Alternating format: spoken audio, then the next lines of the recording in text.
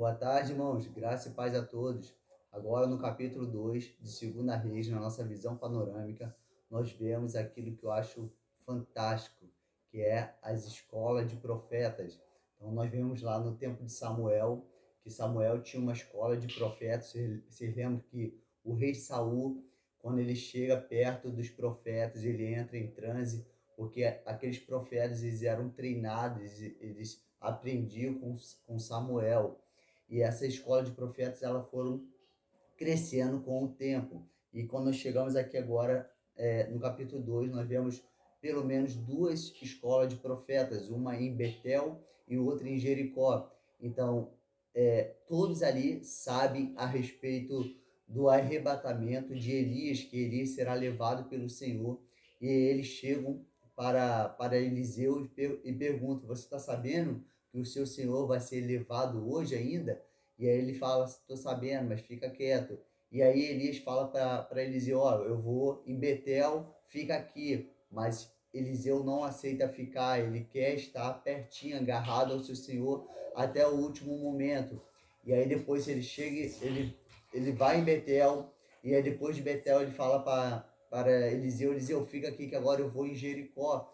E aí, mais uma vez, aparece um grupo de seguidores de profetas e fala para Eliseu: Eliseu, tu está sabendo já que o seu Senhor vai ser levado? Ele fala: estou sabendo. Então todos já receberam essa mensagem, tanto os seguidores dos profetas como o próprio Eliseu e o próprio Elias está sabendo desse acontecimento que estava para acontecer. E interessante que muitas pessoas falam que Elias subiu numa carruagem de fogo. A Bíblia não fala isso. A Bíblia fala que a carruagem de fogo separou ele de Eliseu e que ele subiu em um redemoinho. Então vamos ler aqui, versículo, versículo,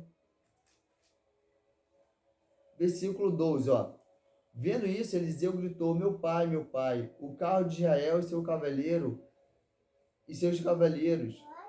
E não viu mais. Pegou então as suas vestes e rasgou-os em duas partes. Mas versículo 11 que fala a respeito da divisão ali, ó.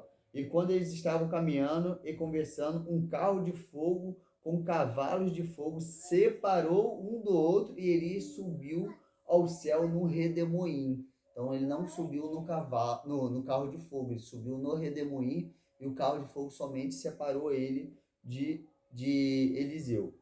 Olha o versículo 8 aqui, irmãos. Fala assim: então Elias pegou sua capa, dobrou e bateu nas águas com ela, as quais dividiram e os dois atravessaram em terra seca.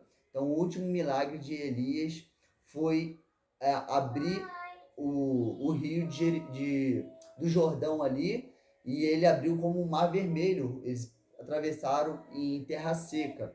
E aí, esse é o primeiro milagre também de Eliseu. Eliseu, ele pega a capa de seu senhor e bate na água do Rio Jordão, e as águas se abrem.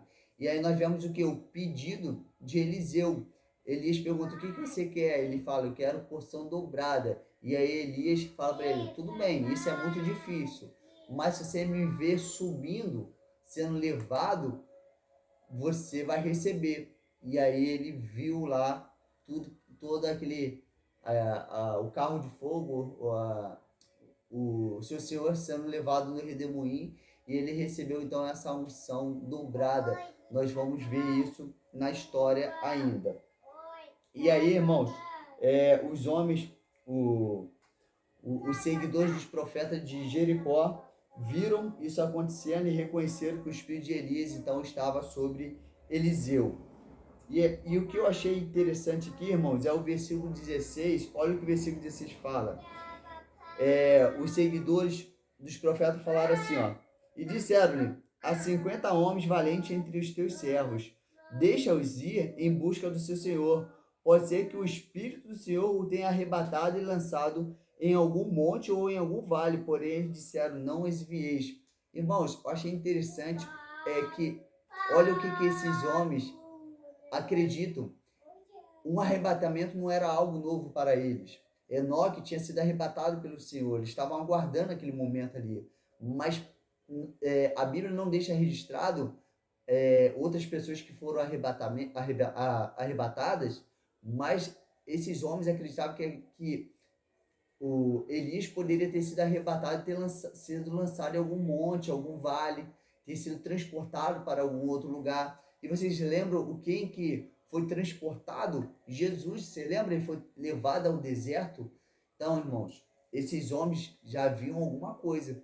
Para eles escreverem isso aqui, eles não estão escrevendo novidade. Eles já tinham, os olhos deles já tinham visto algumas coisas, beleza? É o que eu, Jeff, creio.